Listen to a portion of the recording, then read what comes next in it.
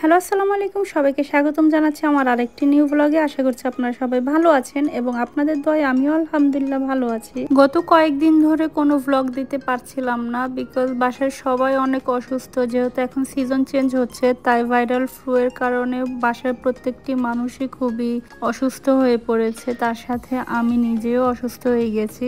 সবাই জানেন নিশ্চয় যে গত 7 সেপ্টেম্বর চন্দ্রগ্রহণ ছিল, ব্লাড মুন। তো আমি ওইটারই একটি ফুটেজ নেওয়ার চেষ্টা করছিলাম, বাট জুম করার পরেও একদম ক্লিয়ার বোঝা যাচ্ছিল না।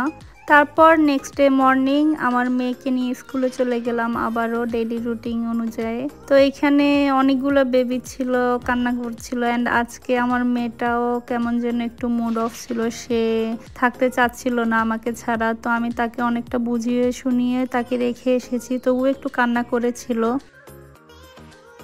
তো এটা হচ্ছে ওর টিচার আমাকে ভিডিও করে পাঠিয়েছিল। যেহেতু সে কান্না করছিল, তো আমারও একটু টেনশন হচ্ছিল, তাই আমি বারবার মেসেজ দিচ্ছিলাম যে টিচারকে যে সে কি করছে না করছে। তো টিচার আমাকে এই ভিডিওটা পাঠালেন। ভিডিওটা দেখার পর আমি একটু স্বস্তি পেলাম। তো আমার মোবাইলে অনেক অনেক ভিডিও জমে আছে, কিন্তু আমি এগুলো এডিট করে এরপর আপলোড দিব সেইটুকু এনার্জি আমি পাচ্ছিলাম না, যেহেতু সবাই অনেক অসুস্থ এবং আমি নিজেও খুব অসুস্থ। তো তাই এই ভিডিওগুলো হচ্ছে বেশ কয়েকদিনের মিক্স করে দিয়েছি আমি। তো আশা করছি আপনাদের ভালো লাগবে। তো এটা হচ্ছে যখন মেয়ের স্কুল ছুটি হয় তখন ওকে নিতে গেলাম। আর নিতে গিয়ে দেখে তো আমি একদম অবাক, কারণ আমার মেয়েটা সকালে যখন রেখে এসেছিলাম তখন সে অনেক কান্না করেছিল, এন্ড এখন সে অনেক হ্যাপি।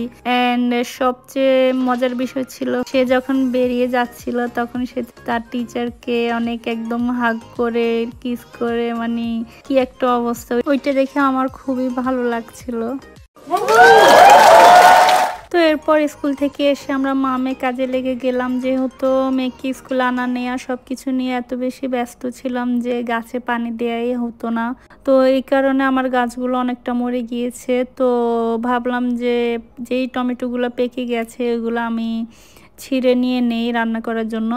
তো আমি সবসময় আমার সবগুলো কাজে কিন্তু আমার মেয়েকে ইনভলভ করার চেষ্টা করি, অ্যান্ড সেও খুব এনজয় করে। অ্যান্ড এটাতে ওর আমার মনে হয় যেন বাচ্চাদের ব্রেনেও অনেকটা শার্প হয়, কারণ তারা অনেক অ্যাক্টিভ থাকে অ্যান্ড তারা প্রত্যেকটা কাজ শিখে দেখে। ওদের ব্রেন ডেভেলপের জন্য এটা অনেক ভালো একটি আইডিয়া।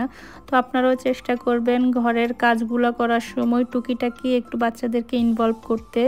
এতে ওরা অনেক কিছু শিখে, তারপর অনেক কিছু বোঝার চেষ্টা করে অ্যান্ড এনজয় করে। আপনার সময়টাও খুব ভালো কাটবে।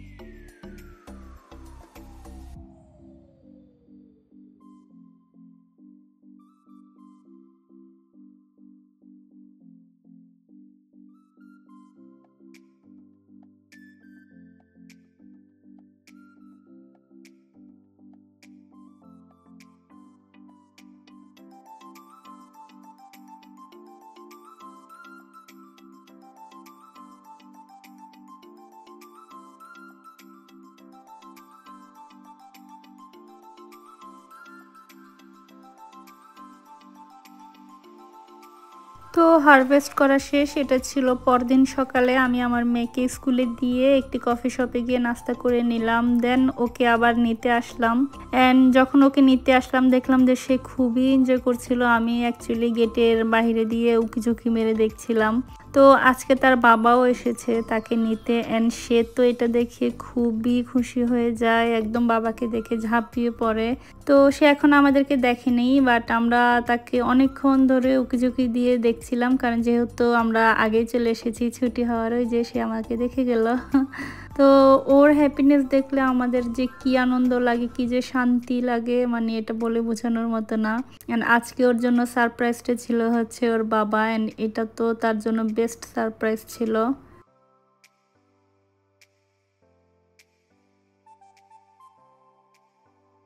বাবা মেয়ে দুজনকে দেখে মনে হচ্ছে যেন তারা একে অপরকে 1 বছর ধরে দেখে না।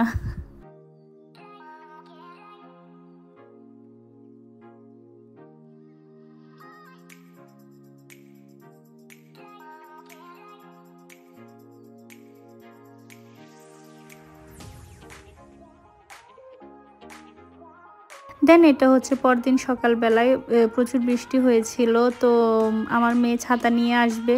তো এখন সে নিজে নিজে হেঁটে যাবে, নিজে নিজে ঢুকবে, কাউকে ধরতেও দিচ্ছিল না। তো তারপর তার বাবা আমাদেরকে এগিয়ে দিয়ে চলে গেল কাজে। তো এখন আমরা যাব হচ্ছে ব্রেকফাস্ট করতে মেয়েকে দিয়ে। আমরা বলতে আমার সাথে আমার ছোট বোনও ছিল, তো আমি একটি কফি খেয়ে নিলাম। এরপর স্কুল ছুটি হলে মেয়েকে নিয়ে বাসায় চলে যাব।